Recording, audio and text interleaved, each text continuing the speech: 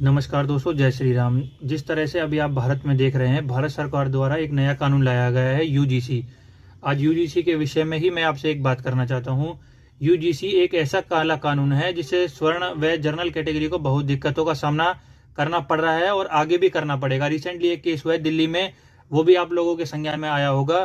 तो मैं भारत सरकार से ये निवेदन करना चाहता हूँ कि प्लीज़ यूजीसी पर पुनः विचार करें, अर्थात उसे रद्द किया जाए।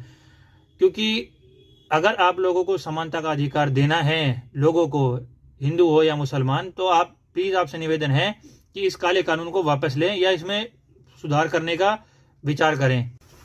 भारतीय जनता पार्टी के प्रधानमंत्री श्री नरेंद्र मोदी जी, आदरणीय अमित शाह जी व भारतीय जनता पार्टी के वरिष्ठ तमाम नेतागण, आप सभी से निवेदन है कि इस पर पुनः विचार करें। आपने हिंदू समाज को दो वर्गों में बांटने का काम कर दिया है। सवर्ण समाज, एससी, ओबीसी की हिंदू एक रहोगे तो सेफ रहोगे, और दूसरी तरफ आपने हिंदुओं को दो हिस्सों में बांटने का काम कर दिया। अर्थात आप चाहते क्या हो? मैं माननीय प्रधानमंत्री से एक बार फिर निवेदन करना चाहता हूं कि इस पर पुनः विचार करें और विचार करके दोबारा से इस पर नया कानून बनाया जाए। और आप जिस प्रकार वोट की राजनीति कर रहे हो ना, माननीय प्रधानमंत्री और भारतीय जनता पार्टी, आप सभी से निवेदन है कि सोचें और विचार करें। मैं खुद एक भाजपा का कार्यकर्ता हूं और कट्टर भाजपा का समर्थक हूं, पर फिर भी जब मैंने इस कानून को पढ़ा तो मुझे बहुत बुरा और असहज महसूस हुआ।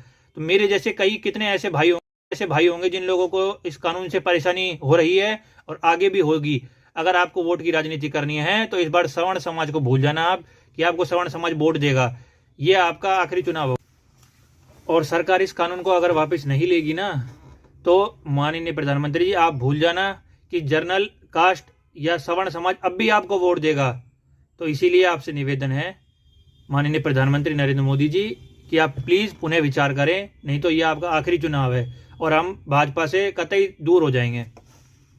यूजीसी कानून जनरल कैटेगरी के लिए किस प्रकार से नुकसानदायक है, बताओ जमीनी।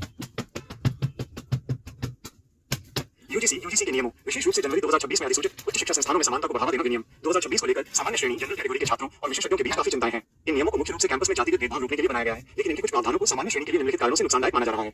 1. प्रतिनिधित्व का अभाव, लैक ऑफ रिप्रेजेंटेशन। नए नियमों के तहत कॉलेजों में इक्विटी कमेटी और इक्विटी स्क्वाड बनाना अनिवार्य है।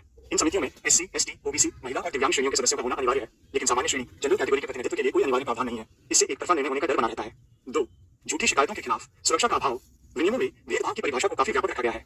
आलोचकों का तर्क है कि इसमें झूठी शिकायतों, फॉल्स कंप्लेंट्स को रोकने या शिकायत गलत पाए जाने पर शिकायतकर्ता के खिलाफ कार्रवाई का कोई सख्त प्रावधान नहीं है। इससे सामान्य श्रेणी के छात्रों और शिक्षकों में यह डर है कि उन्हें बिना ठोस आधार के लक्षित किया जा सकता है। 3.